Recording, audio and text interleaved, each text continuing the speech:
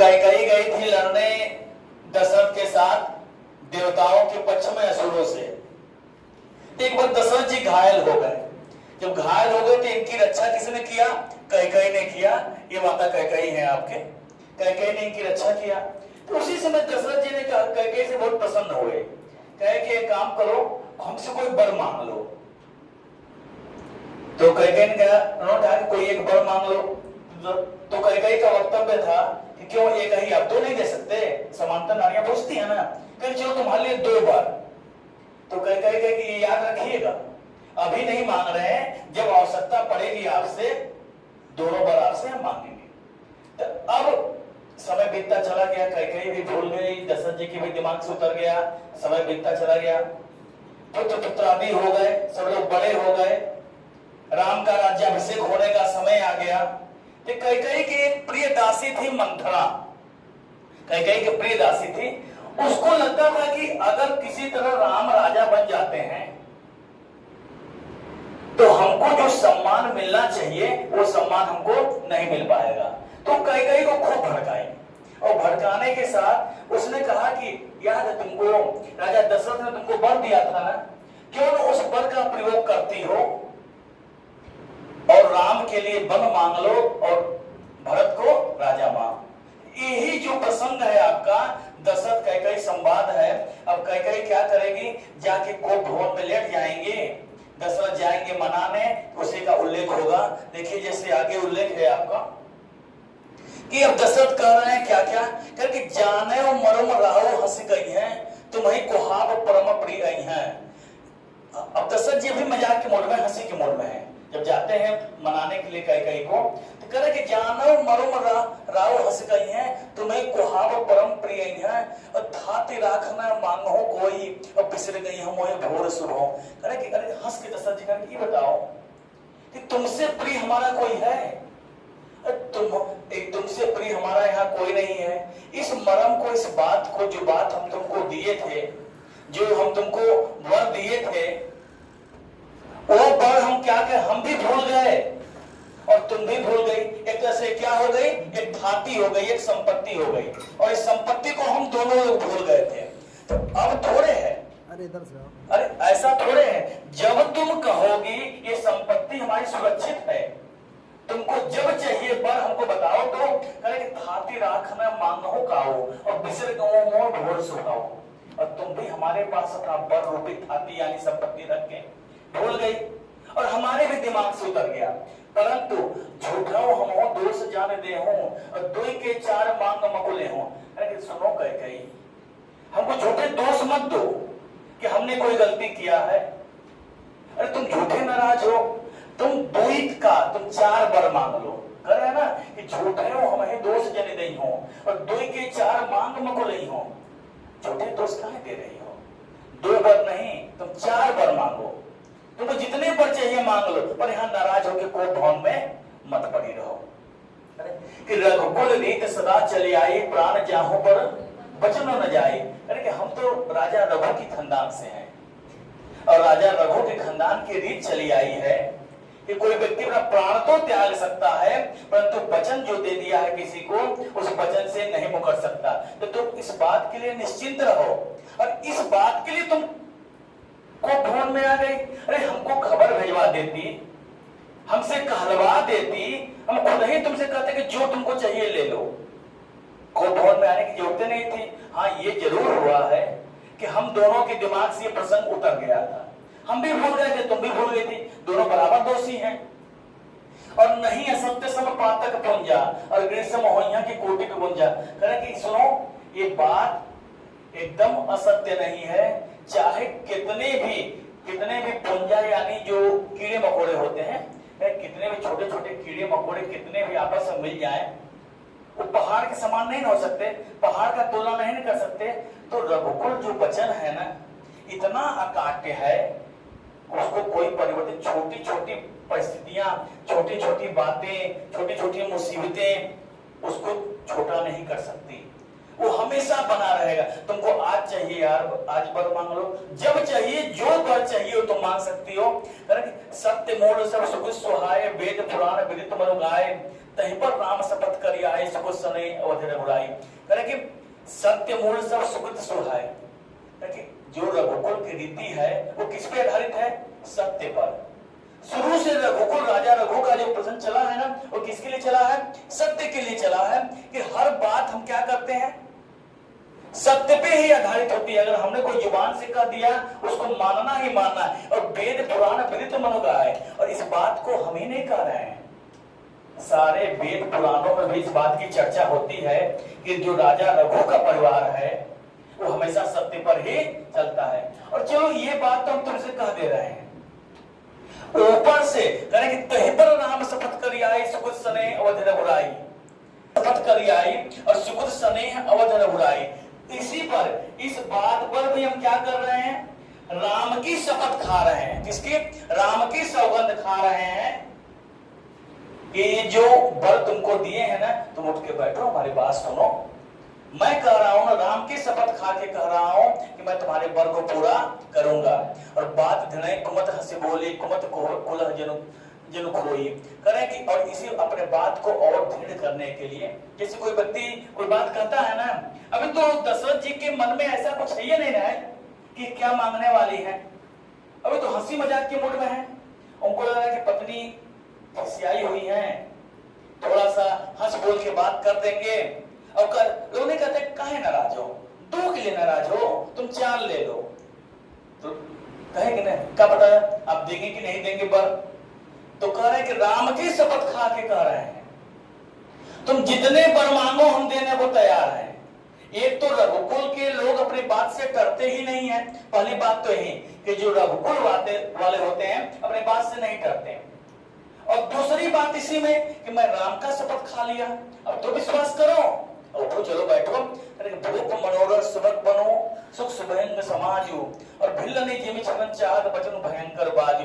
कह कि अब इन सारे बातों को राजा क्या कर लिए, ऐसा बना रहे हैं, इस प्रकार से कह रहे हैं कि रानी के जो मन के हिसाब से बातें हो जाए। और रानी क्या करते हैं, अपने जो गुस्सा को छोड़कर उन्हें मनाने के सारे प्रयास कर रहे हैं, अपने वचनों पर दबाव डाल रहे हैं, धीर पूर्वक कह रहे हैं कि मैं अपने वचनों को पूरा करूंगा, कि रानी आप मान जाओ। अंततः क्या हो जाए कि आप हमारे पे विश्वास करो कि मैंने जो वचन आपको दिया है हर हाल में क्या करूंगा, पूरा करूंगा। ठीक। इसी के बाद दूसरा प्रश्न इसी के आगे आता है।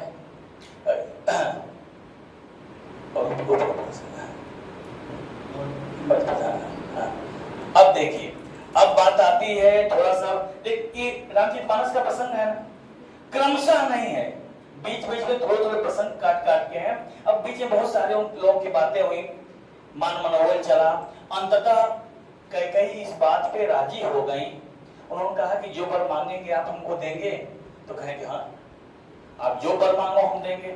जब कैकेयी ने सारे वचन उनसे खिलवा लिए, राम की शपथ खिलवा लिए, राजा दशरथ को सबसे प्रिय राम थे। ऐसे भी ज्येष्ठ पुत्र सबको प्रिय होता है, राजा दशरथ को सबसे प्रिय थे राम थे। राम की भी शपथ खिलवा लिए। अब कह रहे हैं आगे क्या करें कि सुनो प्राण प्रिय भावत जी का देहो एक बार भरता ही टीका। अब कह रहे हैं जो कैकेयी है प्राण प्रिय मतलब राजा दशरथ को अपने पति को संबोधित करें कि सुनो प्राण प्रिय भावत जी का और देहो एक बार भरता ही टीका। सुनिए, अगर आपने ये कह ही दिया कि मैं आपको आपका मनवांछित वर दूंगा, तो पहला वर मेरा क्या है, भरत को होना चाहिए टीका, यानी राज्याभिषेक, कि देहो एक बार भरता ही टीका। यहां तक तो मामला ठीक है, कोई दिक्कत नहीं। तो राजा दशरथ भी कहते हैं कि कोई बात नहीं, जैसे राम राजा वैसे भरत राजा, दोनों लोग राजा हो सकते हैं, दोनों हमारे पुत्र हैं, मैं राम को मना लूंगा, चलो कोई बात नहीं, राम को मैं मना लूंगा कि भरत ही राजा रह जाएंगे। और दूसरा वर करके मांगो दूसर बार कर जोरी पुरहुनाथ मनोरथ मोरी तापस भेष विशेष उदासी 14 वर्ष राम वनवासी। दूसरे वर के लिए कैकेयी हाथ जोड़ के बैठ जाती है, कि मांगो दूसर वर कर जोड़ी, हाथ जोड़कर कर को जोड़ के दूसरा वर मांगती है कि पुरहुनाथ मनोरथ मोरी, मेरा मनोरथ जो मेरी इच्छा है इस इच्छा को पूरा करिए। कैसे पूरा करिए कि तापस भेष विशेष उदासी 14 वर्ष राम वनवासी, राम को बन जाना है। और भी कैसे जाना है, तापस भेष यानी तपस्वी बनकर जाना है। राज्य से राज्य के लोगों से, राज्य की संपत्ति से किसी भी प्रकार का राम का कोई संबंध नहीं रहेगा। सुन मृदु वचन भूप ही शोका ससकर छोट विकल जिमिको कोका।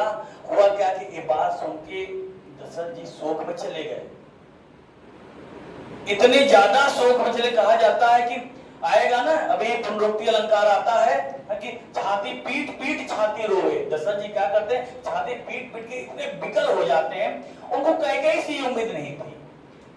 भरत का राज्याभिषेक तो ठीक है, कोई दिक्कत नहीं, भरत का राज्याभिषेक मांग लो, पर राम को वनवास वो भी कैकेयी मांग रही है, जबकि राम कैकेयी की सबसे प्रिय थे। तो कह रहे कि सुनहु मृदु वचन भूप हे शोको ससिकर छोट विकल जिमि कोको और गई सहम नहीं कछु कहियावा जनु सचान बन झपटहु लावा। अब ये वचन जब सुन लेते हैं, अब दशरथ जी को समझ में नहीं आ रहा कि हम कहें क्या।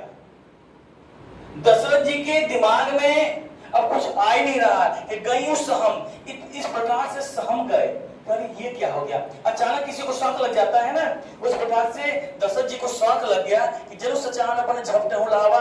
जैसे लग रहा है कि सचान पक्षी जो नहीं होता है, पक्षी उड़ता हुआ जा रहा है और कहीं ज्वालामुखी का लावा निकला है, अचानक झपट लिया और पक्षी कहां गिर गया, लावा में गिर गया, जल के मर के काम खत्म हो गया। दशरथ जी का हृदय अचानक ऐसा हो गया। अभी दशरथ जी पहले प्रसंग में देख रहे हैं, 5 मिनट पहले वे उनसे बात कर रहे हैं, कैकेयी से हंस हंस बात कर रहे हैं, मना रहे हैं पत्नी को, जैसे लोग मनाते हैं पत्नी को मना रहे हैं। और अचानक दशरथ जी का ये रूप कि जैसे लग रहा है कि कोई पक्षी लावा में गिर गया हो। कह रहा है कि बेबरन भइयो निपट नरपालो दमनी हनहो मनहो तरतालो और माथे हाथ मुझे दो लोचन तन धरे सोच लाग जनु सोचन।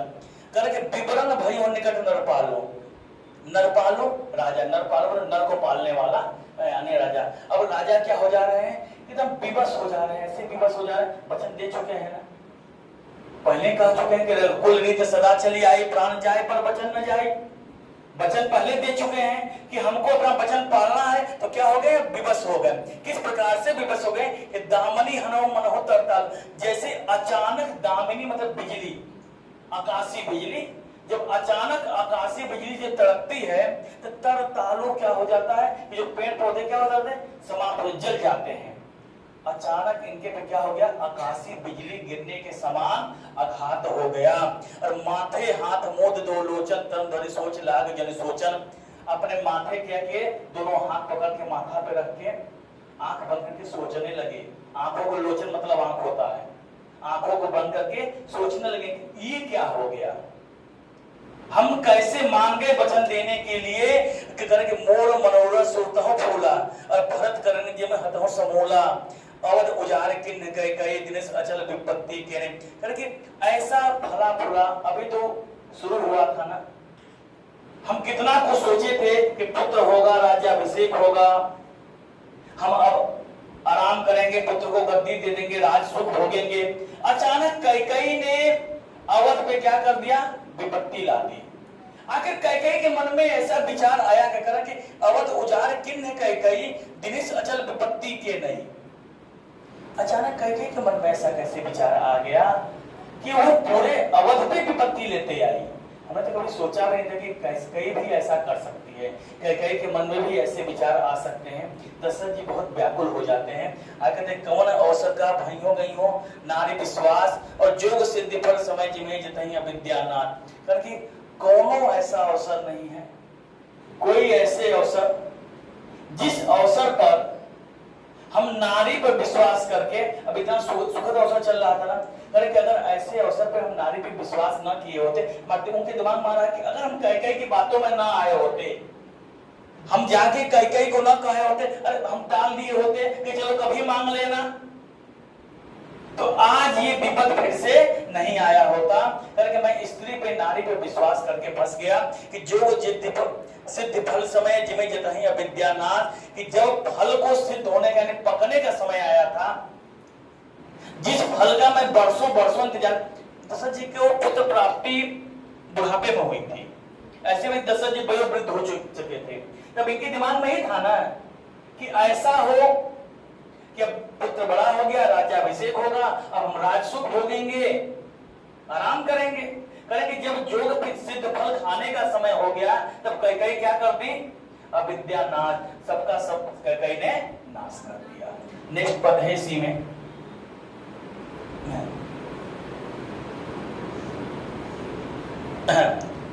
देखिए अब देखिए इसी में अगला पद चलता है कि अब यहां तक पहले पद में आपने क्या पढ़ा कि पहले पद में कैकेयी क्या हो रही है, कोप भवन में जा रही है। अरे कोप भवन पहले के समय में एक भवन था, कोप भवन आपका, कोप भवन की प्रथा क्यों आई थी, आखिर कोप भवन कैसा भवन था, कोप भवन की जरूरत क्यों पड़ी थी। कोप भवन की जरूरत एक्चुअली इसलिए पड़ती थी कि एक राजाओं की कई रानियां हुआ करती थी और राजाओं का भी राज्य जो था अभी राज्य में लगे हुए हैं। अगर कोई व्यक्ति अपने परिवार के साथ रह रहा है, 24 घंटा आता जाता उठता बैठ, तब तो उसको मालूम है कि परिवार के मन में क्या चल रहा है, पत्नी कब प्रसन्न है कब गुस्सा में है। अब राजा है, कई रानियां हैं, अब कौन पत्नी गुस्से में है जाके बताएगी क्या कि महाराज आज हम आपसे गुस्सा में हैं, और उसके मन में राजा को कुछ कहना हो। ऐसे भी राजा हुए 2-2 साल 5-5 साल पत्नी के संग लगा रहे, 500 रानियां हैं, किस रानी के पास कब जाए।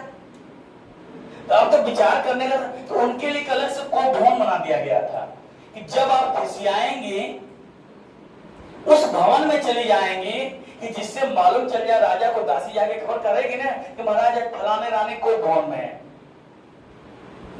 तो राजा बनाने तो पहुंचेंगे। तो अगर ये नहीं होता तो कैकेयी कहां जाती, कैकेयी पहुंची, अपना गुस्सा इजहार करने का उनके पास इससे अच्छा कोई तरीका था नहीं, कोप भवन पहुंची और उन्होंने उस वर का याद दिलाया, पहले पद में ही था ना, उन्होंने उस वर का याद दिलाया कि जो वर राजा दशरथ ने उनको देवासुर संग्राम के समय दिया था। अब उस वर के द्वारा उस वर को याद करा के इनसे कहते हैं कि हमारा दो वर आपके पास रखे हुए हैं, जो संपत्ति के रूप में, जो थाती, जो धरोहर के रूप में रखे हुए हैं, उस वर आज हमको चाहिए। दशरथ जी भी कहे कि भाई तुम्हारी संपत्ति ही है, तुम जब चाहो मांग लो, उसी समय मांग ली होती, हम तो कहे थे कि तुम मांग लो, तुम्हें नहीं कहा कि बाद में लेंगे। इसमें गुस्सा होने की कौन सी बात थी, जब तुमको वर ही मांगना था, तुमको वरदान चाहिए था, तो हमारे पास खबर भिजवा दी होती कि हमको ये चाहिए, उस वर के एवज में कोप भवन में आने की कोई जरूरत ही नहीं थी। दशरथ जी हंस के कह रहे हैं, कह रहे कि हाँ एक गलती हुई है कि मेरे दिमाग से वर भूल गया था कि मैंने तुमको कोई वरदान भी दिया है, और तुमसे भी गलती हुई है, तुमको भी तो याद दिलाना चाहिए था, न तुमने याद दिलाया न हमको याद आया, और प्रसंग चलता रहा, समय बीत गया। हाँ आज हम आए हैं और हम आने के साथ कह रहे हैं कि तुम एक नहीं, 2 नहीं, तुम 4-4 वर मांग लो, तुमको जितने वर चाहिए मांग लो।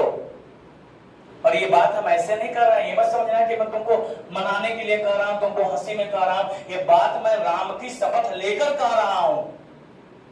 और रघुकुल की परंपरा है कि एक व्यक्ति जब शपथ ले ले, अपने बात जुबान से कह दे, वो बात को हर हाल में मानेगा, ये परंपरा में है।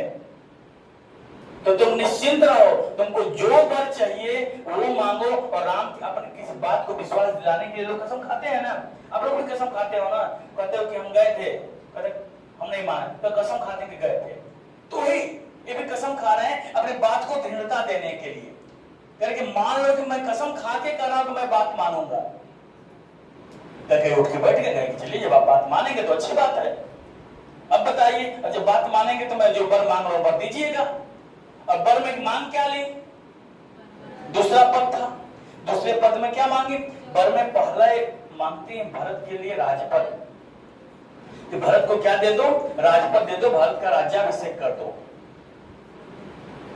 पहला पद तो ठीक था, जो दशरथ जी उस पर ज्यादा परेशान नहीं हुए, क्योंकि जैसे राम राजा वैसे भरत राजा, और इन दोनों चारों भाइयों में बहुत ज्यादा अंतर भी नहीं था, सब लगभग समान उम्र के थे।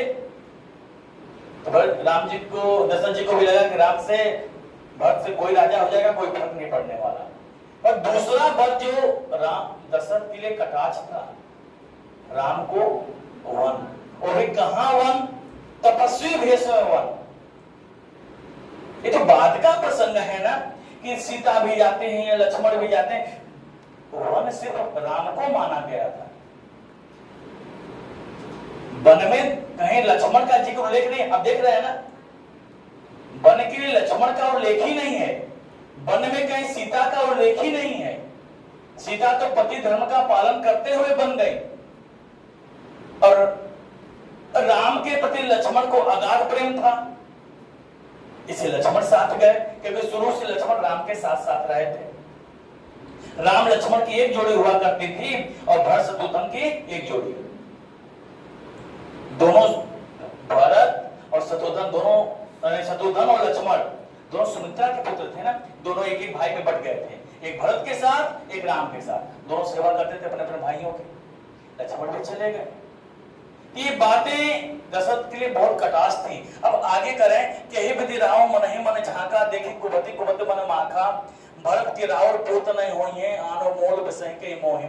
देखिए ये विधि क्या कर रहे हैं, अब बता रहे हैं, दशरथ जी कह रहे हैं, दशरथ जी के मन में विचार आ रहा है कि कहीं इस प्रसंग में जो ये दिष्टता रची गई है, कहीं ऐसा नहीं ना है कि भरत का भी हाथ है।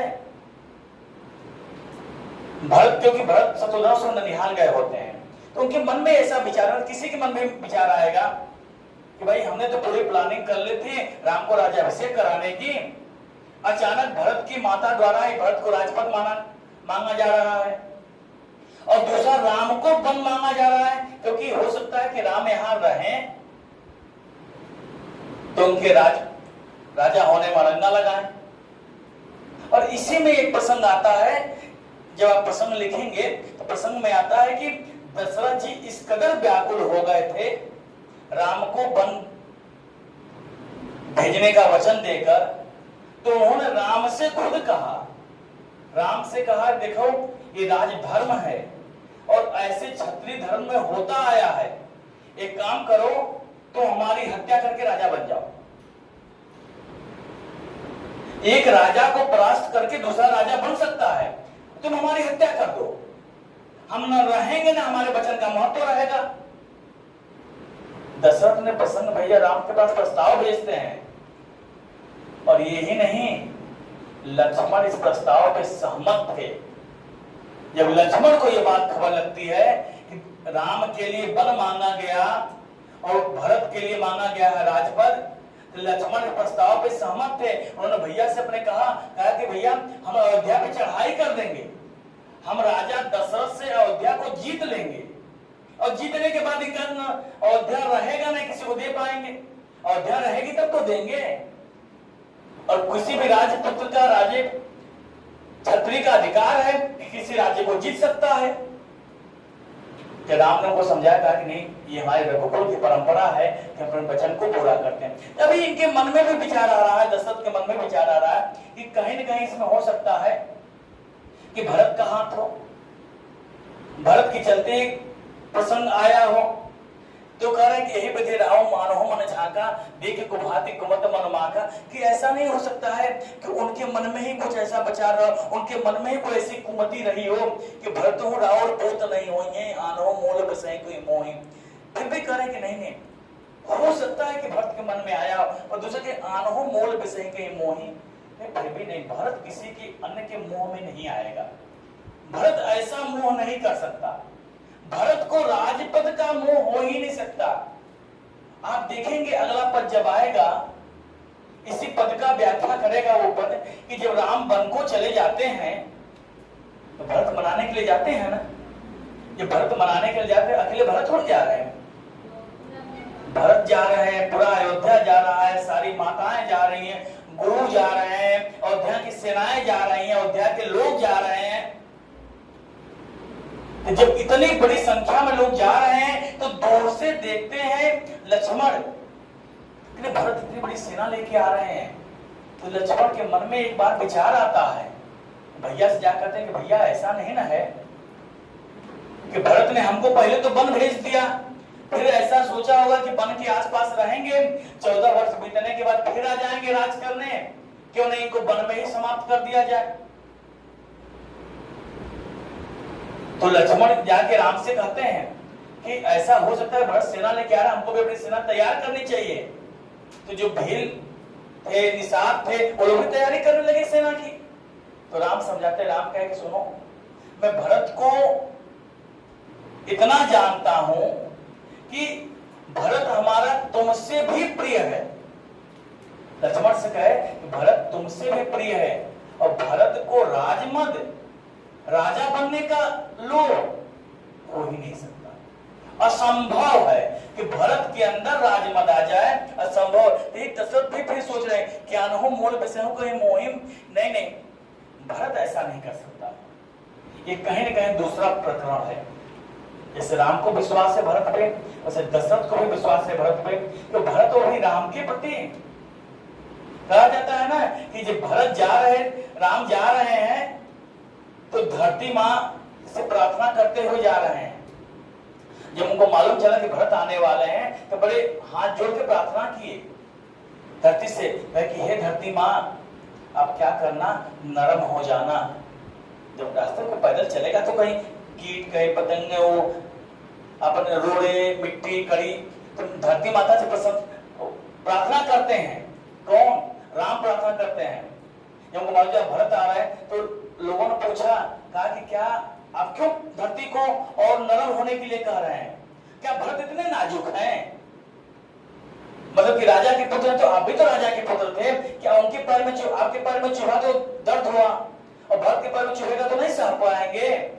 तो राम कहे कि हमारे पैर में जो चूहा है, हमारे पैर को घायल किया है, और भरत के पैर में जो चुभेगा उसके हृदय को घायल करेगा। इसलिए घायल करेगा कि उसको ये बात चुभेगी कि भैया इसी रास्ते तो गए होंगे, उनको कितना कष्ट हुआ होगा। ये बात भरत के हृदय को घायल करेगी। राम इतना भरत का वर्णन करते हैं कि भरत ऐसे हैं कि हमारा दर्द तो हमारे पैर का दर्द है, और भरत के पैर का दर्द उसके हृदय का दर्द होगा, क्योंकि उसको इस बात का कष्ट होगा कि भैया को इतना कष्ट हुआ होगा। तो ऐसे भाई के लिए हम ऐसे भाई पे कैसे न विश्वास करें? तो भरत को तो मोह नहीं हो सकता कि जो सोनु सरो आस लाग तुम्हारे, कहने बोलहु बचन समारे, दे उतर अनुकरहु के नाई, सत्य संदेह तुम रघुकुल माई। अभी भी प्रयास लगा रहे हैं, प्रयास कर रहे हैं दशरथ जी कि सोच लो, विचार कर लो, एक बार वचन बदल के देख लो। पर कैकेयी कहां? कैकेयी को तो मंथरा का प्रभाव चढ़ा था। जैसे जैसे मंथरा कहती आ रही थी, वैसे वैसे कैकेयी करते जा रहे थे। तो आज आपके लिए ये दो कल करेंगे, दो प्रसंग, दो पद हुआ। कल तीसरा और चौथा, दो पद और इसमें बचे हैं। कल तीसरा और चौथा पद आपका करेंगे, ठीक है? उसका तुलसीदास आपके समाप्त। इसमें जो भी पद है दशरथ और कैकेयी के संवाद ही है। रामचरितमानस के अयोध्या का